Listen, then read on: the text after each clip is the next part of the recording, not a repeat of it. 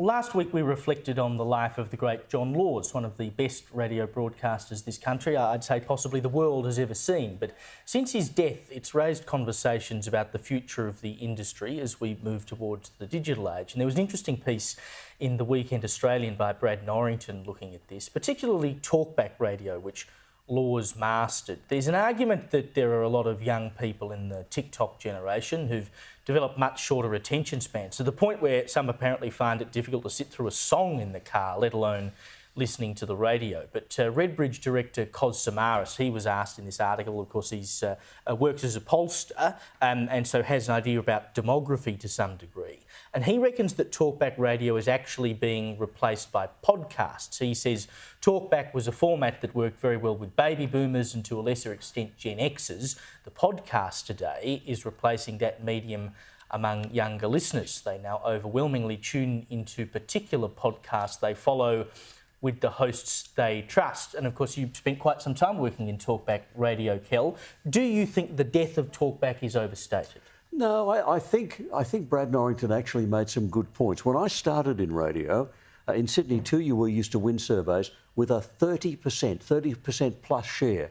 The number one station in Sydney, number one station in Melbourne now get 11%.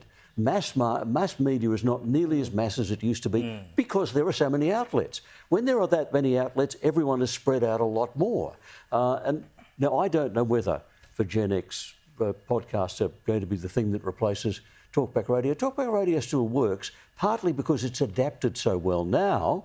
The audience feedback is 2/3 texts and 1/3 calls. And the texts are really good because people love to do them because they're short to write and the presenter presents them professionally on air rather than having Mrs. Bloggs chatting for 2 minutes. So radio is going to survive. It always will. It's actually a really cheap medium to do. So it's not hard, even talk radio, which takes a few people, it's always going to exist in one form or another.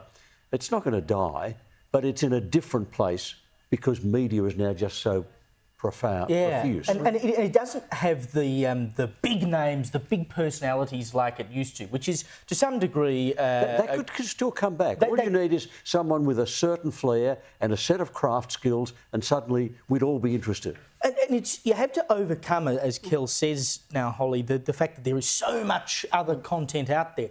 Like I wrote my column in the Advertiser the other day about the death of Laws and Leon Biner in Adelaide, who was 20 years on 5AA there. And it was if you wanted to know what was going on in Sydney, you tune into John Laws, you knew you were going to hear the big interviews. In Adelaide, you tune into Biner, you know you're going to hear the big interviews.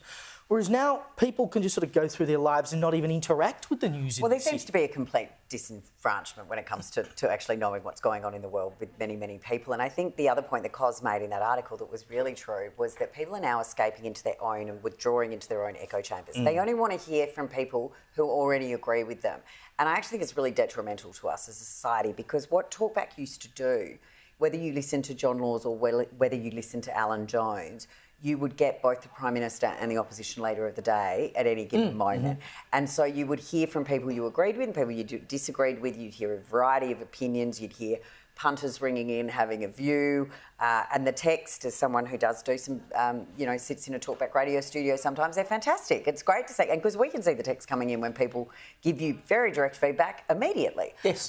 It's a great format. And, it's one that's really sad if the young people don't actually...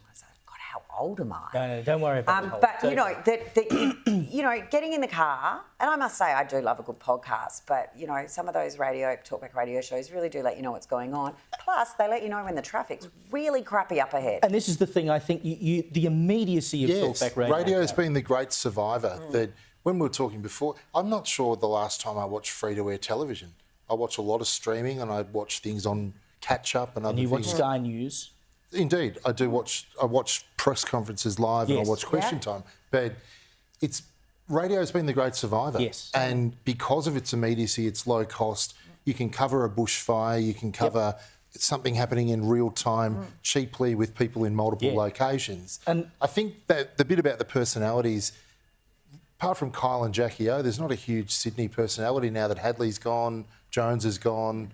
guys at Fordham, like they're Ben not Fordham, quite I as think, big. is number one. I enjoy it's like Fordham, but journalism. It's the flashy that It's journalism in general, And where that's- the big names are gone, the kids are doing it, it's run cheaper because they're cut at the margins. You've got podcasts, you've got streaming services, Can I you've just got add though, websites. Darren, on very the subject of quickly, but it will personalities, survive. I still do a 1 hour talkback show once a week on 2GB. Can I say one of the things that happens is there's a sense of community. Early in the hour, a topic will come up and other people add to it as the hour goes on. Yeah. People are interacting with each other, and that sense of community is what talkback radio does correct. really well. Time is pressing upon me. Let me just give the last word to Lucy.